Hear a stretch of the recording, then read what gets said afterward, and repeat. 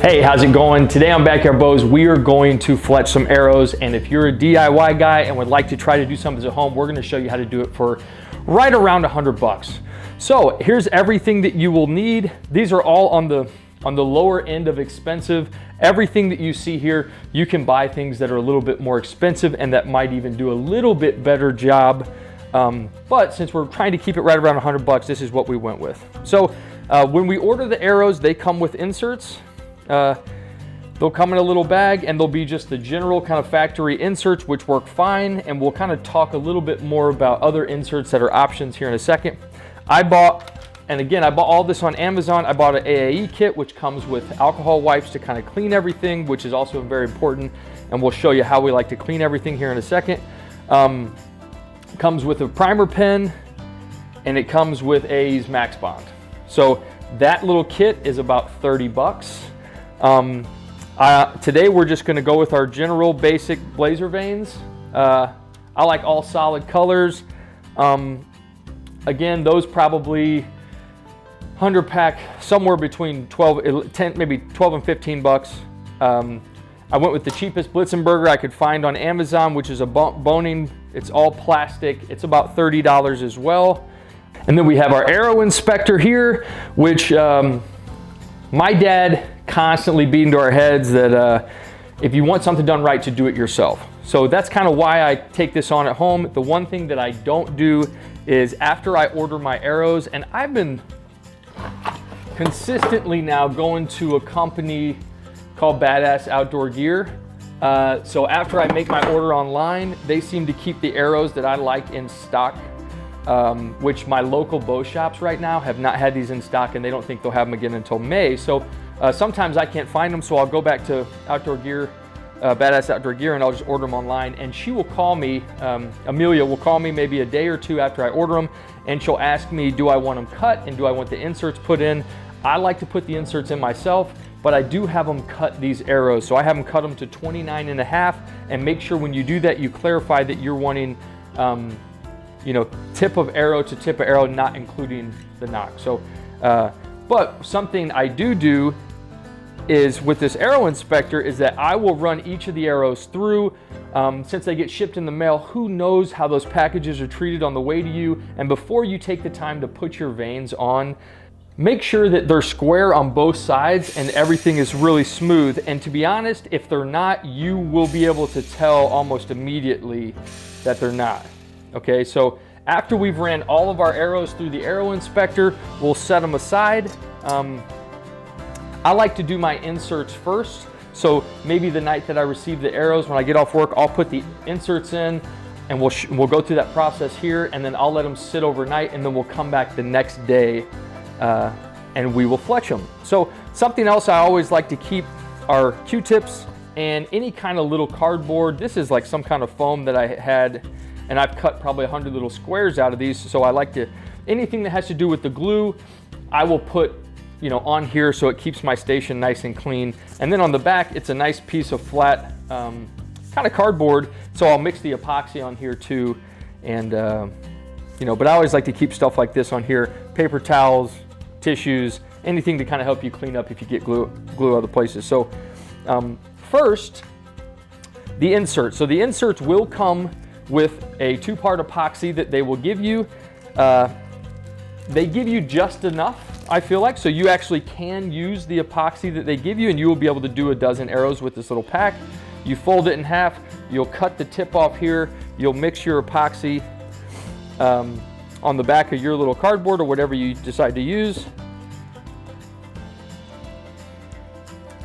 And it should be just enough to get all your dozen done. So another thing I keep is I'll keep toothpicks. That kind of helps me mix epoxy if I need to. And again, they send you the glue, they send you the 2-part epoxy, but you can also use Gorilla Glue. You can use any kind of 2-part epoxy you buy from a store. This might be $4. And then something else you can use is this Cool Flex from Boning, and it allows you to heat it up put the inserts in. But then if you want to take the inserts out, maybe put new inserts in or recut your arrow, you can heat it up again and the inserts will slide out. So that's kind of cool too. But any two-part epoxy, Gorilla Glue works real well. Any of that stuff you can use. So we'll mix our epoxy together and we'll do 3 of these arrows. And we'll kind of show you how much we like to use, a couple little tips on how to put these inserts in. And then again, once we're done, you want to lay them flat and you want to not mess with them for about 24 hours because they will slide around a little bit on you. So again, these are nice, and it's nice to have little stuff like this around your shop. It keeps everything together, and again, it keeps everything nice and clean. So one of the first things I like to do is I'll take a Q-tip, and I got a little bit of alcohol, but I'll use one of these wipes that we have here, and I'll dampen the end of that Q-tip. And because when they cut these arrows, a little bit, and you'll be able to see, a little bit of debris and stuff always gets down in the arrow. So we want to clean everything really, really, really good. And again, there's just a little bit of dust and debris on there from when they cut them, but clean out the inside of that real well. And we'll do all 3 arrows. And again, these wipes are just alcohol. So you can get any, 99% alcohol. You can put it in a little jar like this, use paper towels, dampen your toothpicks from there. And then the wipes also are very, very big. So if you also want to, so that one even was a little dirtier, but you want to clean the inside out really, really good. But the wipes are a little big. So it says a 1 wipe will do a dozen. You can actually cut that wipe into quarters, maybe even, a half, and just save you on wipes. It should be plenty.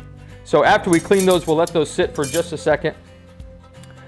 This epoxy, I usually use a little bit more glue on each one, so sometimes I've ran out. But I'll like to make sure that the entire insert is covered, it's placed in there really well, and then I wipe the excess off and I end up wasting more than what they give me, so I always have extra on hand. But I like to clean everything that I'm going to use, so I'll wipe down all the veins and we'll kind of set those aside. I will wipe down all the inserts.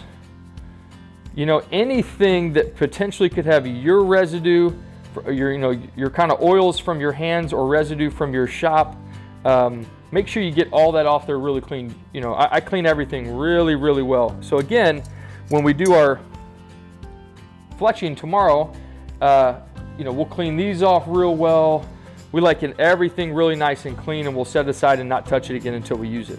So we got some clean inserts here, and what we're going to want to do is you want to get a nice glob on the back side of that insert. And again, when you put it in, I like to keep my arrows kind of up. You slide it in, and when you slide it in, you want to twist it. You can even move it in and out just a hair. And again, like I said, I always use a little extra glue and I'll wipe it off at the end. So we'll get that all the way almost in there. And then we'll wipe off any remaining glue.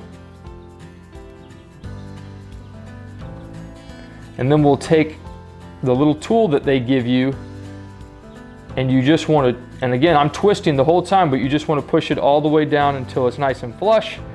And the other thing that you'll want to do if you're getting arrows cut and sent to you is you'll want to make sure that they're square, and make sure that their cutting tool machine is square and they're sending you square arrows. Again, I don't know who's doing it. People make mistakes. I always like to check. But this one seems really nice and flush. So again, we'll pop our jig out, and this one is ready. So again, we're gonna set them down, and these we will fletch tomorrow after that epoxy has set.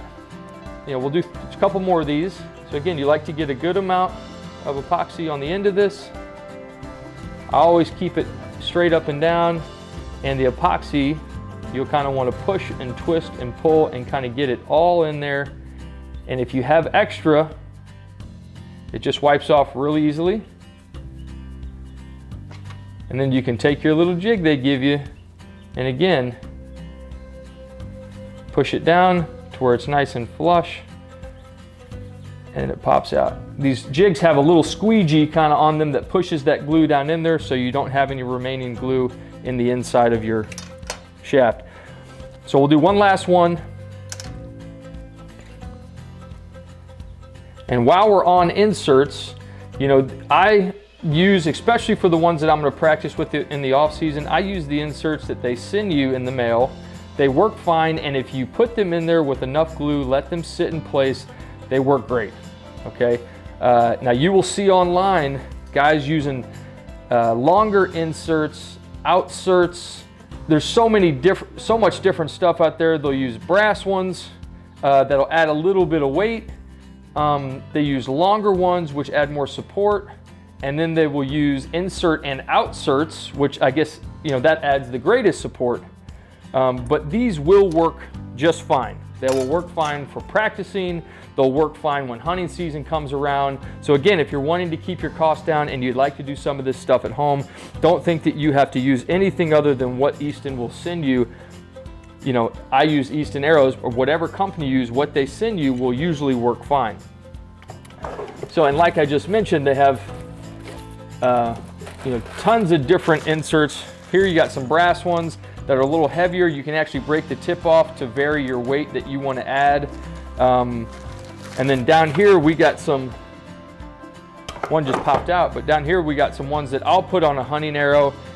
It's kind of a combination of an insert and outsert. It just has the front part sits on the very front of the arrow, which I think gives a little bit more support, and it widens to fit the broadheads that I want to use. But those are the ones that I will use with these broadheads on an arrow when the season comes. But again, they work just fine. You can use whatever they give you. You don't have to buy something special.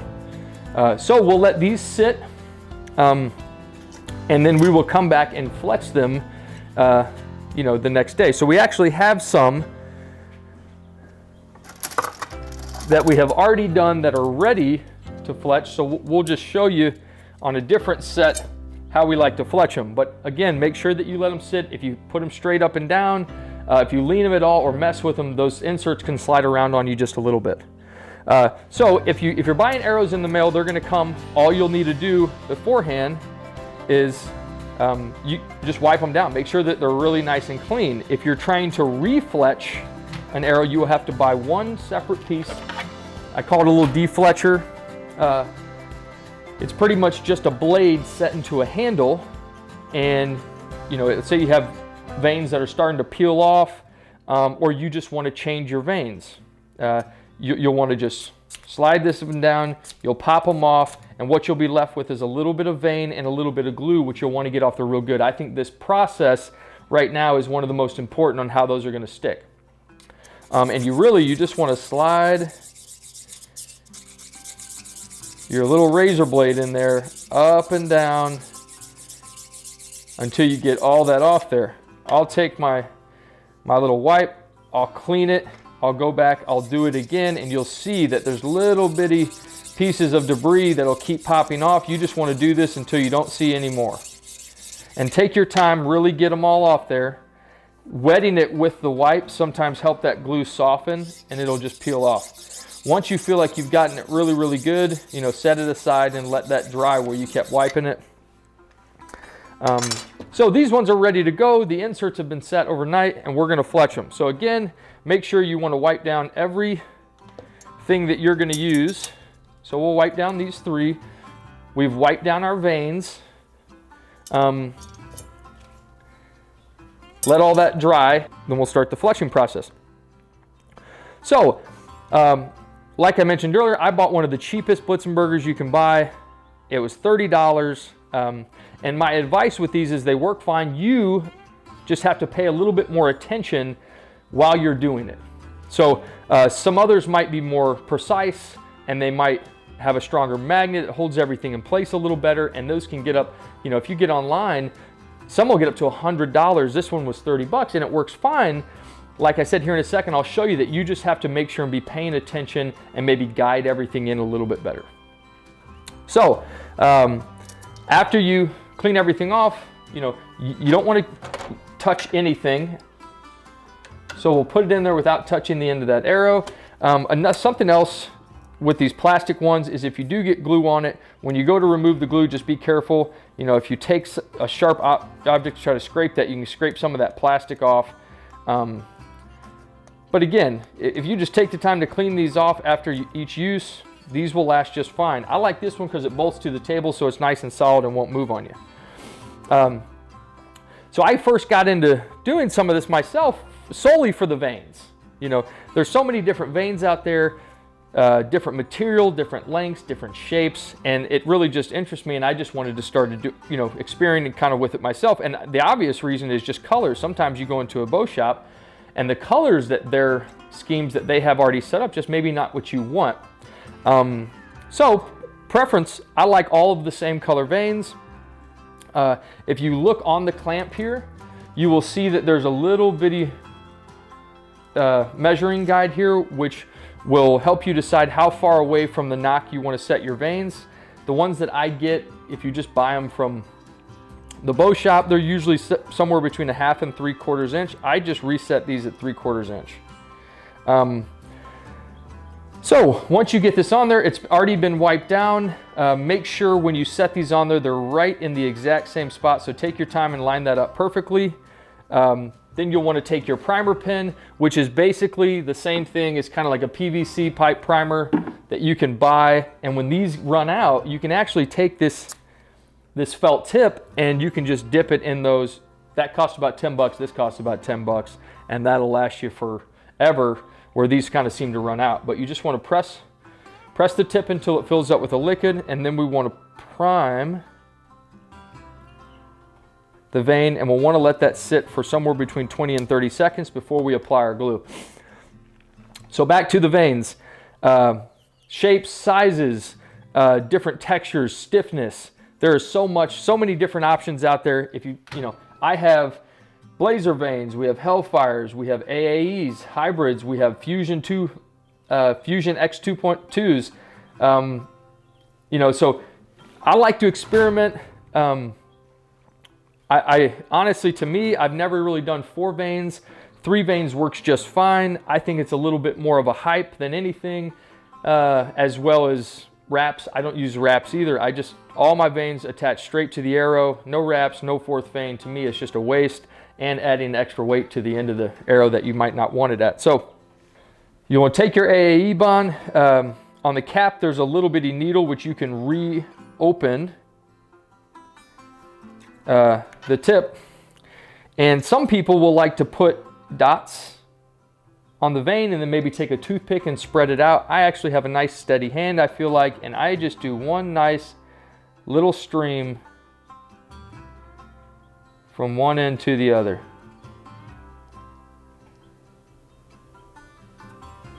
Okay, once we have that on there, again, with these Blitzenbergers, I like to get eye level. I'll set it on the magnet first, and then I'll make sure that it's connected, that it's all the way down at the bottom, and then I like to guide it in with both hands and make sure that it's nice and secure on there. If you do have extra glue, you'll see it pop out of the sides, which is fine. Don't try to wipe it yet. Once you spin it, you can wipe it. And I'll hold it right there for about 10 seconds, and then I'll leave it on the Blitzenberger for about a minute before I rotate it and put another vane on. My personal experience is that it's so much more important on how you install the vanes on the arrow than what vane you're using.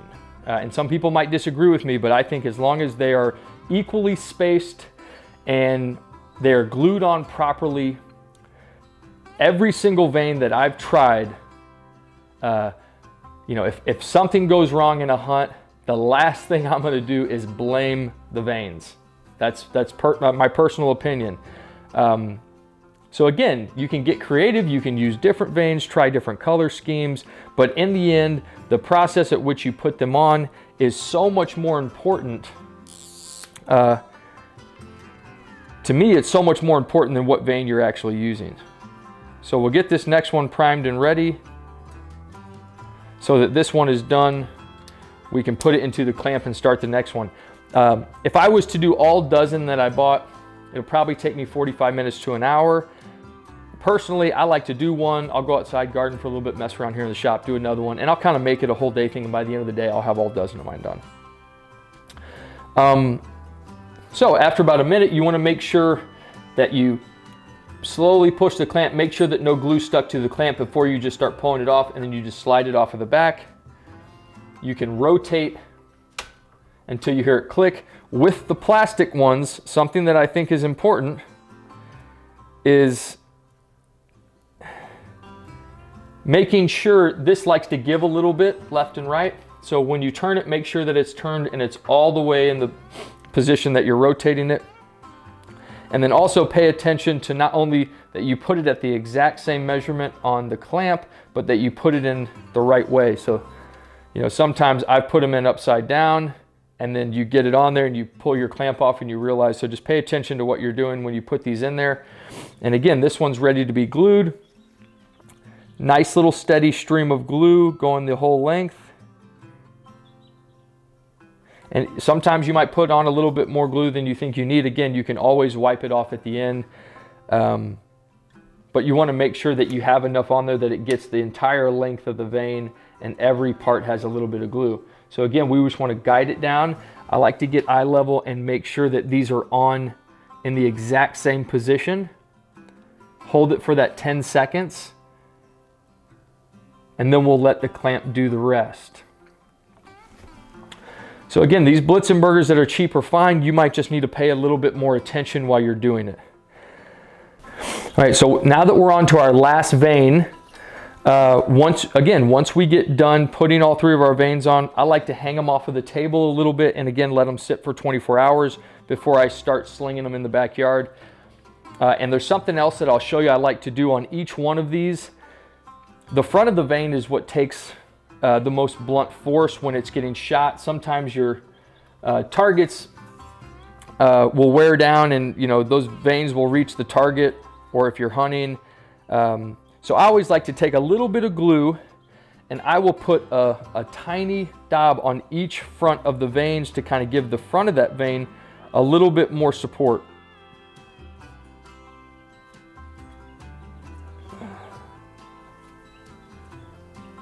So we're on to our last vein here. Again, we want to turn it until it clicks and then just make sure that it's all the way in the direction that you're wanting it to be.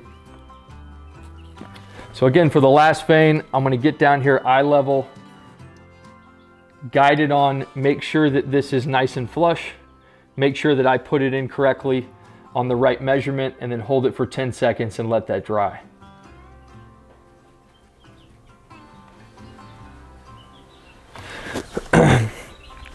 So at the very end, you can take your toothpick, and if you do have a little bit of glue that's dabbled up, you can take your toothpick and just wipe it off. It comes off real easily before it dries. I like it nice and clean on my fleshing side. I don't like a ton of glue, but just enough to make sure that that thing's sticking on there really well.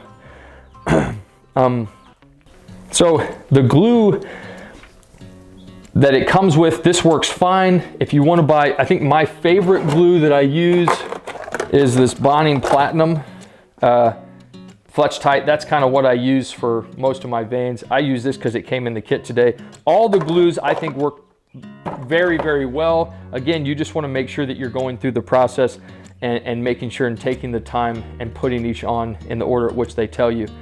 If you go with some tack veins, you might want to read a little bit because I believe that they require their own primer and their own glue. So just make sure when you're buying veins that they don't require something special and you can just use what you've ordered or what you have at home. So again, we want to take this, put a little bitty glob on the front of each of these veins, and that gives that front tip just a little bit of support where it's going to be taking a blow. And that's it. This vein's done. We'll take it, we'll hang it off of the table and let that dry. After it dries, I'll put it back in the arrow inspector. And again, you'll be able to tell really, really easily if your veins are not lined up correctly. And vice versa, you'll be able to tell if you did a good job by just running it back through there. So again, these arrows, for a cheap, inexpensive way of doing this, All you need to do once season comes, if you like lighted nocks, you know, maybe pop out the knock, put a lighted knock in, maybe change your field point out for a broadhead, and these should work. Blazer vanes, when I first started, I used them all the time. I still use them today. I ventured out and use a lot more different vanes and kind of experiment now, but they work completely fine. Don't let anybody tell you different. Don't let anybody tell you got to have 4 vanes, or, you know, all of that is more for looks. I think 3 vanes and the cheapest vanes will do you just fine if you take the time to put them on equally spaced and make sure they're glued on really tight. I do all of it at home. You know, I don't know if at the bow shop, some little kids in the back vaning my arrow, fletching my arrows. You know, again, I was taught if you want something done right, just to do it yourself. So I bought arrows where the fletchings come off easily. Maybe some of the inserts aren't installed properly. So again, it's a really simple process. You just kind of have to take the time to do it. I just incorporate it into my day, but me doing it makes sure that everything is done right, and that everything is gonna be real nice and sturdy when it comes time for hunting. You can vary anything, the vanes, the inserts, but in the end, the only thing that's gonna make a successful hunt is getting your reps in. Make sure you're shooting a ton. Whatever arrow setup that you choose, get out there, get your reps in. If you thought this video was helpful, give us a like. Subscribe to the channel if you want to see more similar type videos. Obviously, we're doing our bow reviews. We got a ton of new bows in the lineup. Stay tuned for a lot more to come. We'll see you next time.